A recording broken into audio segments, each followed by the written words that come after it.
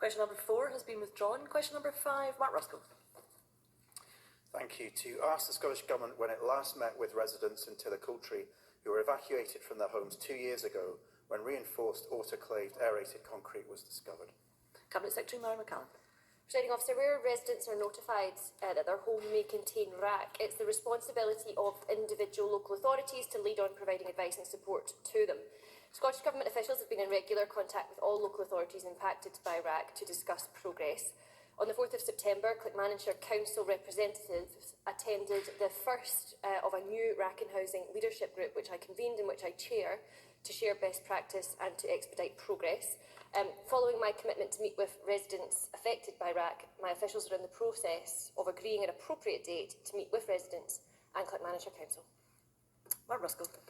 So can I thank the Cabinet Secretary for that answer? Owners of those flats in Tillicoultry do feel bitterly let down by Clackmannanshire Council, and it's really important that they're heard. They were given barely 2 hours' notice before being evacuated from their homes by the council, and in the 2 years since, none of them have been allowed to re-enter their homes. Residents' remaining possessions will probably now be bulldozed into the ground along with the flats. This is a really brutal way to treat people who have lost their homes.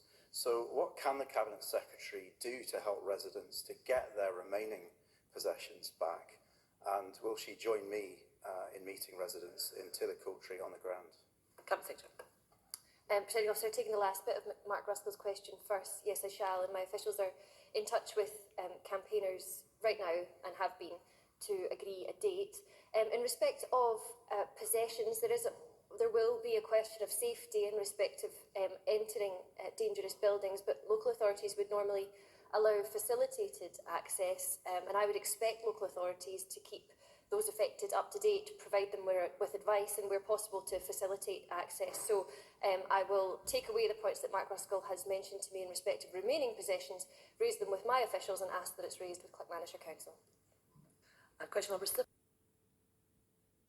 To ask the Scottish Government when the Housing Secretary will meet with those constituents from Tillicoultry affected by the reinforced autoclaved aerated concrete following the commitment to do so that was made in early August. Cabinet Secretary Mary McCallum.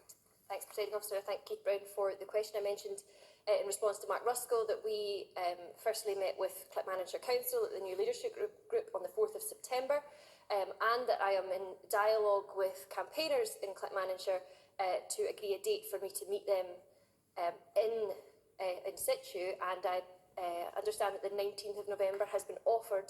I think it works for campaigners, and I'm just waiting to see if it works for the Council. Keith Brown.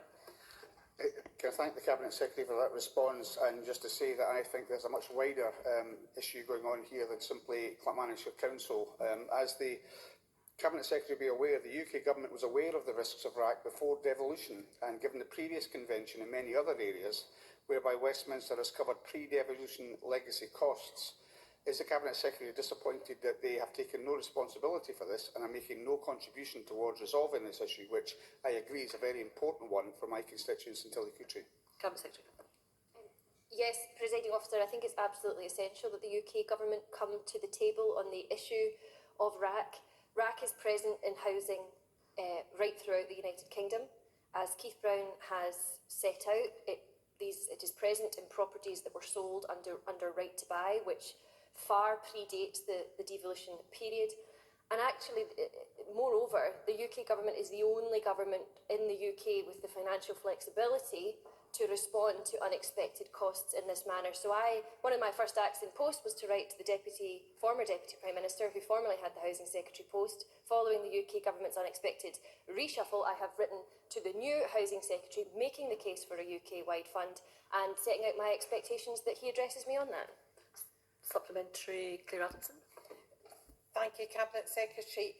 Presiding Officer. Cabinet Secretary, RAC was an unforeseen problem that has devastated communities, not just in relation to social housing, but also in my own area. We lost our theatre and concert hall in Motherwell, and also in terms of local churches.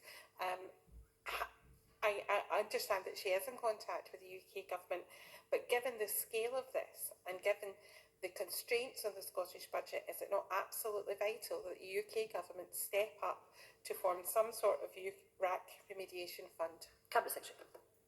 I think it is, Presiding Officer, and I would reiterate the presence of RAC across the United Kingdom, coupled with the fact that the properties were largely sold under right to buy pre-devolution, and the UK government's financial flexibilities mean that they are the only government across the United Kingdom who is in a position to offer that national remediation fund. As I said, I have made representations, former Housing Minister has made representations, I'll continue to do so, and I also intend to use that newly convened RAC and Housing Leadership Group as a further attempt to bring the UK government to the table and to face up to their responsibilities. And supplementary, Megan Gallagher.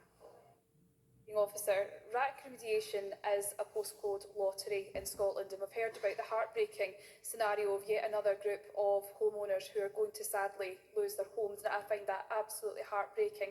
I don't agree with the Cabinet Secretary in terms of this idea that it's all on the UK government. The Scottish Government can find money down the back of the sofa when it wants to.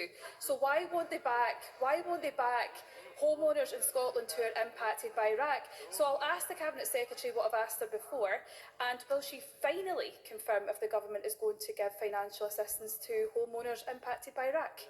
Cabinet Secretary. I'm afraid Megan Gallagher's characterisation of the way that governments set budgets and prudently spend public money is completely inaccurate and reflective of a lack of understanding of how government works in this country.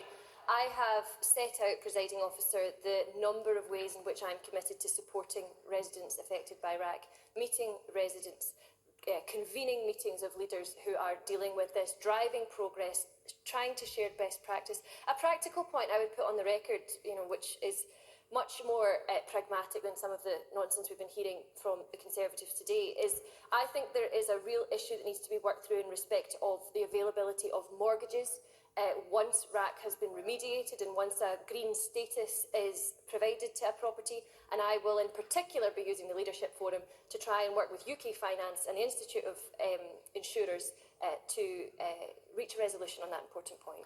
Question number 6, Ali Riley. Presiding Officer, to ask the Scottish Government what the key barriers are to tackling Scotland's housing